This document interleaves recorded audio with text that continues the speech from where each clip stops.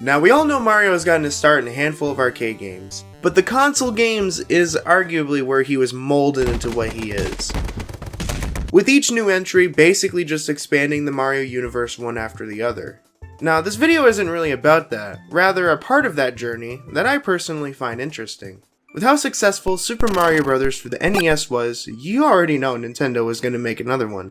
And by making another one, it was almost the exact same game. Able to get copies of the hottest Nintendo games, Mario 2 and Mario 2. Yes, I'm sure everyone knows this already. Super Mario Bros. 2 is different in Japan and America.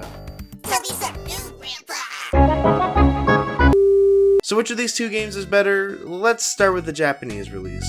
Do the Mario! Swing your arm from side to side! Super Mario Bros. For the NES and Famicom is arguably one of the most revolutionary games of all time. Now with that being said, the game 40 years later isn't as perfect as it was when it came out, but you can go back to it, which means it hasn't aged horribly at all. 1 year after the first game, Super Mario Bros. 2 came out. This was more like an expansion to the original game. And when I mean expansion, this game expands your patience in ways you've never seen. Yeah, have fun guessing where invisible blocks are. Did you want new power-ups?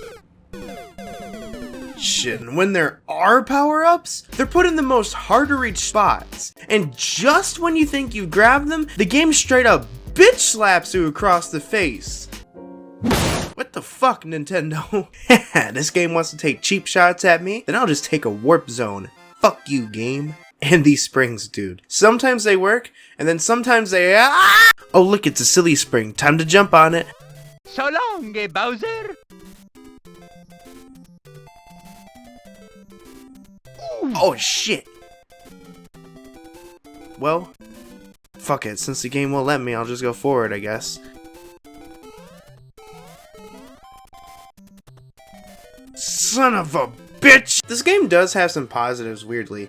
The graphics compared to Mario 1 look nearly identical, but I like the little changes they added. And having Luigi first playable with his iconic moveset's also cool. And yeah, the wind areas are a bit ridiculous, but I think it's an interesting challenge for a platformer game. None of this saves the game though. It's still frustrating and outdated, all for probably one of the weirdest endings.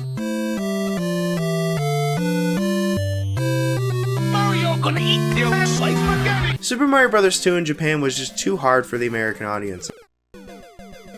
I would know, I'm an American. Once Nintendo realized that, they had to scramble something together. So instead of building something completely from the ground up, they took something they had already put out. Do you remember Doki Doki Panic? Well, Nintendo doesn't want you to. I think you actually mean Super Mario Bros. 2. Finally, 3 years later, American Mario fans would get to experience the sequel to Nintendo's iconic platformer, which was a game that's already been out for a year. Being a game that already exists, the functions are a lot different compared to other Mario games. You don't stomp on Goombas, it's all about picking up enemies and chucking them around. You literally have to use enemies to reach other places, and you pick up and use items to defeat bosses. Bosses? As in plural? Yep, you fight several bosses, including Birdo, Mauser, Fry Guy, Wart, and King Cobra JFS. Hey, you two. Yeah, Bowser doesn't really make an appearance, and instead we got this guy that hates vegetables. I mean, I guess. A lot of recognizable Mario bad guys actually got their start from this game.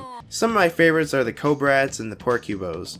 Power-ups here are also kinda weird. Mushrooms add to a health bar, allowing you to take more hits, and these hearts are supposed to help you power up, and for some reason this one is in the fucking wall! I like most of the boss fights, but for some reason the Mauser ones just aren't really it for me. You have to throw these bombs and pretty much just hope that they leave a hit on the fucker. Not to mention the new playable characters. I think playing as all the characters is pretty fun, except for Toad. He fucking sucks for me.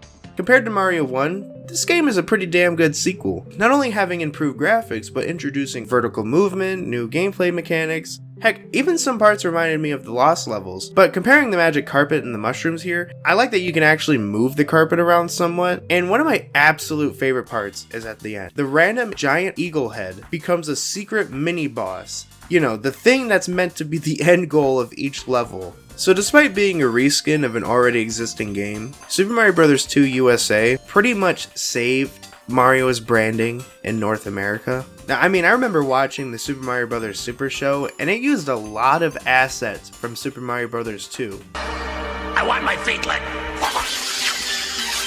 Now, if you were asking me personally, Super Mario Bros. 2 USA is probably the all-around better sequel. And how could I forget to mention the slot machines? Mario is where my gambling addiction started.